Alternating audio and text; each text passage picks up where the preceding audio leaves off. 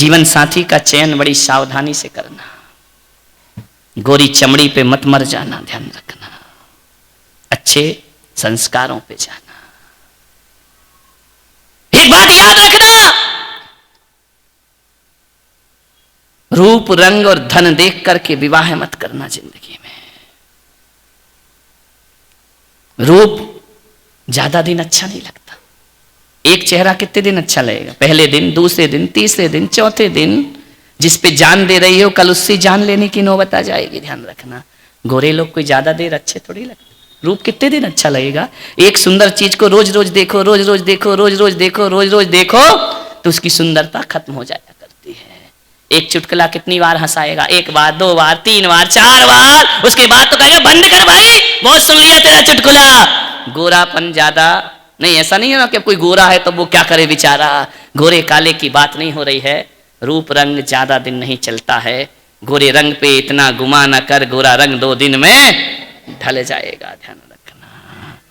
धन देखकर भी आकर्षित मत होना, ये धन भी 4 दिन का है, ध्यान रखना।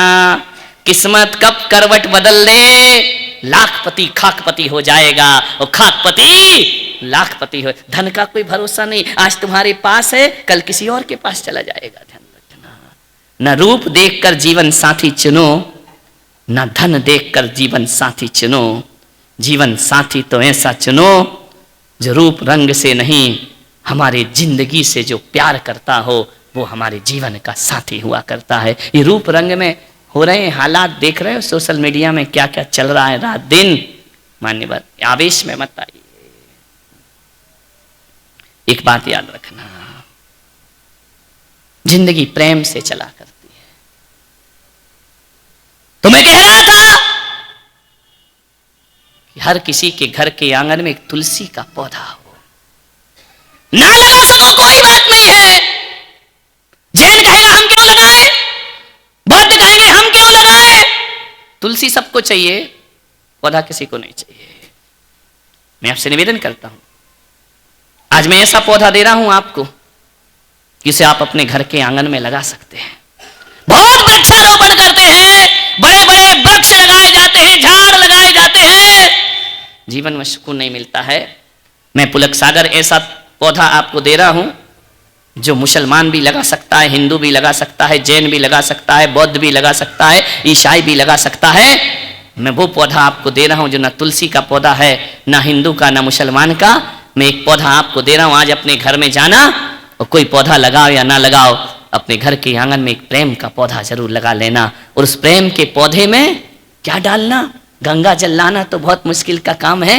मैं कहता हूं कि प्रेम के पौधे में समर्पण का जल डालते रहना, तुम्हारे घर की खुशियां दुगनी होते जाएंगी, तुम्हारा घर दिवाली और होली में परिवर्तित होता जाएगा। एक प्रेम का पौधा लगाओ हर घर के आंगन में। समझदारी और समर्पण। घर में झगड़े किसके होते हैं? ना समझी के झगड़े होते हैं। थोड़ी सी समझदारी रख लो तो बड़े से बड़ा क्रोध भी हमारे घर से दूर भाग। ना समझी के झगड़े, कोई मूल्य नहीं उन झगड़ों का, आदमी झगड़ते रहता है। मैं आपसे कह रहा हूं, सोने की चूड़ी और कीमती वस्त्रों से जिंदगी नहीं चला करती है। मान्यवर, मैं आपसे इतना ही निवेदन कर रहा हूं कि सोने की चूड़ियां पत्नी को दो या ना दो, महंगी महंगी साड़ी पत्नी को दो या ना दो, महंगी कार पत्नी को दो या ना दो, चलेगा, लेकिन कुछ मत करो। पुरुषों से इतना निवेदन है कि 24 घंटों में, दिन के 12 घंटों में थोड़ा समय पत्नी को जरूर दिया करो। ध्यान रखना, ये धन दौलत की भूखी नहीं, ये वक्त की भूखी है, ये समय की भूखी है। ध्यान रखना।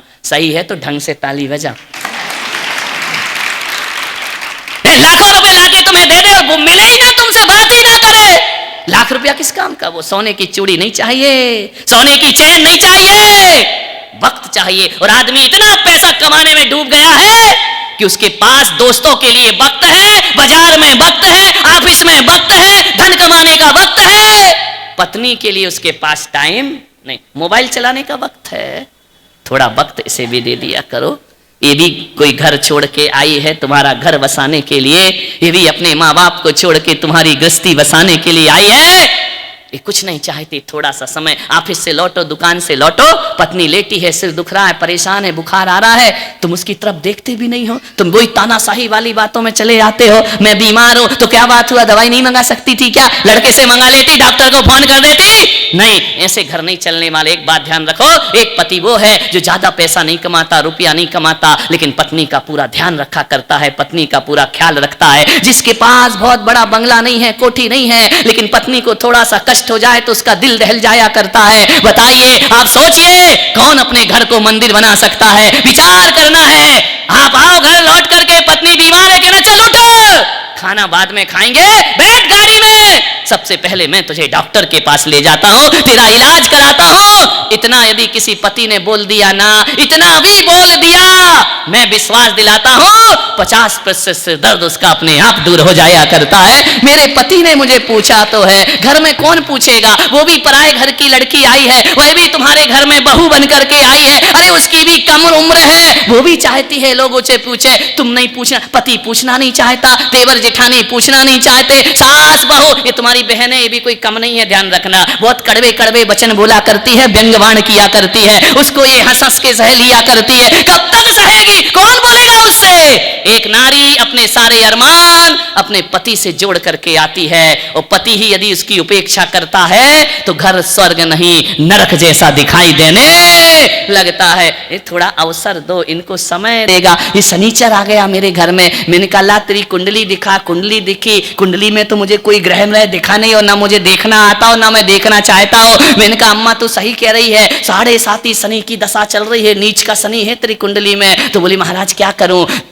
मैंने कहा सुखी रहना चाहती? बोले हाँ। मैंने कहा जो बहू रानी ले आई ये तेरे दुख का कारण है। तो बोली महाराज कुछ ऐसा बताओ कि मेरा बेटा तलाक दे दे मेरी बहू को। अरे मैंने कहा धत तेरे की बेटे का सत्यानाश चाहती है क्या? जैसे तैसे एक मिली है, दूसरी और रणचंडी आ गई। तो मैंने कहा तेरा तो बेड़ा पार हो जाएगा, ध्यान रखना। तो बोली महाराज क्या करो? मैंने कहा एक काम कर, मेरा कहना मानेगी? बोले हाँ। तो बोले क्या कहना? मैंने कहा एक काम करना, तेरा शनि उतारना है, बहू सही करना है। बोले हाँ हाँ महाराज सही करना है। तो मैंने कहा शनि उतारना है तो एक काम कर, 5 ग्राम लोहा दान कर दे। बोले 5 ग्राम? आप कहो तो 10 किलो दान कर दूं, मेरे घर में खुशियां आ जाए, 10 किलो लोहा दान कर दूंगी। मैंने कहा 10 से कुछ नहीं हुआ। अरे बोले 100 किलो भंगार पड़ा है, आप बोलो मैं दान कर देते। मैंने कहा नहीं, केवल 5 ग्राम लोहा दान कर, तेरा शनि तुरंत उतर जाएगा। अम्मा ने कहा 5 ग्राम? ऐसा कैसा? मैंने कहा मंत्र मैं पढ़ूंगा, तू 5 ग्राम लोहा दान कर दे, तेरा शनि उधर जाएगा। बोले कि क्या मतलब? मैंने कहा जब से बहू आई तब से शनि आया। बोले हाँ। मैंने कहा फ्रिज लेकर आई है दहेज में, वो लोहे का है, शनि लेकर के आई है। स्कूटर लाई है, वो लोहे का, वो शनि लेकर के आई है। दहेज में जितना भी तू सामान लाई है ना,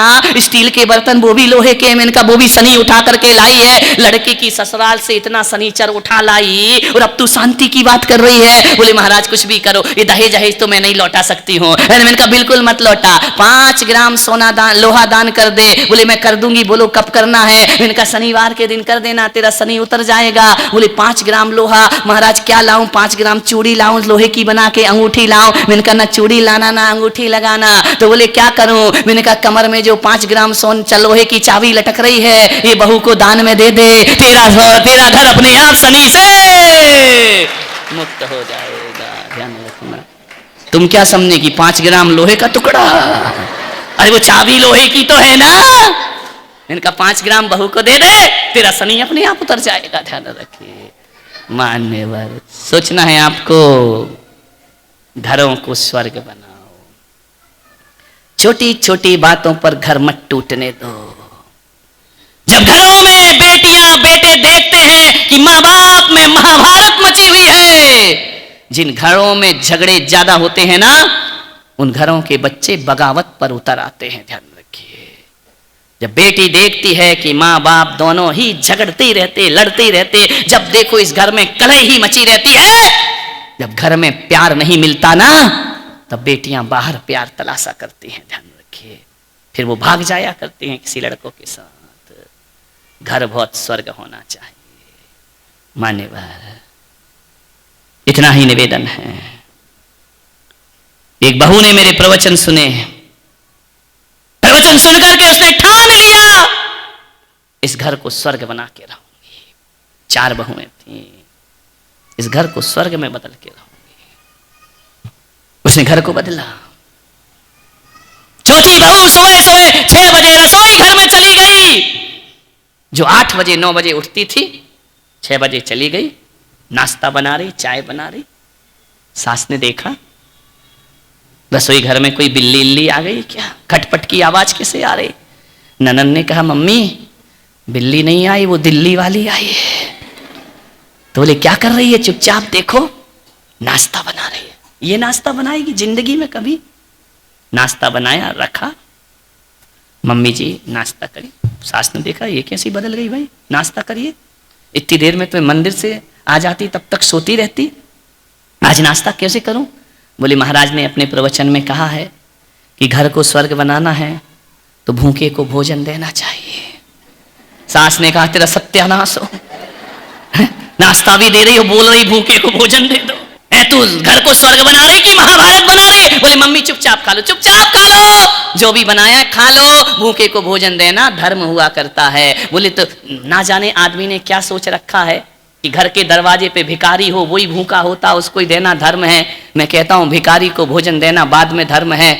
घर में तुम्हारी सास रात्रि में जल नहीं पीती, भोजन नहीं पीती, 12 घंटे से भूखी है, उसका भोजन कराना, नाश्ता कराना पहले किसी पारणा कराने से ज्यादा पुण्य का काम हुआ करता है, ध्यान रखना। वह भी तो भूखी है ना, वह रात में पानी नहीं पीती, रात में जल नहीं पीती है, अन्न नहीं खाती है, रात्रि में भोजन नहीं करती है। आप बताइए बाहर खड़े भिखारी को भोजन देना पुण्य होगा या इस तपस्विनी माँ को भोजन देना पुण्य हुआ करता है, ध्यान रखिए। मैं तो आपसे इतना ही निवेदन करता हूं। उस बहू ने कहा माँ आज के बाद नाश्ता मैं बनाऊंगी, भोजन मैं बनाऊंगी, बाहर के भूखों को देना उतना पुण्य नहीं है जितने घर के तपस्वियों को भोजन कराना पुण्य हुआ करता है। उपवास में क्या होता है, 12 घंटे ही तो अन्न जल का त्याग किया जाता है ना। और कोई सासू कोई ससुर यदि 12 घंटे तक रात में अन्न जल ग्रहण नहीं करता है तो हमारे शास्त्र कहते हैं कि उसे 1 साल में 6 महीने पूर्ण उपवास करने का फल प्राप्त हुआ करता है। और सुबह से किसी बहू ने उन्हें नाश्ता दूध बनाकर दे दिया, मैं कहता हूं वो पालना से कम नहीं हुआ करता है, ध्यान रखना। अपने घरों को स्वर्ग बनाना है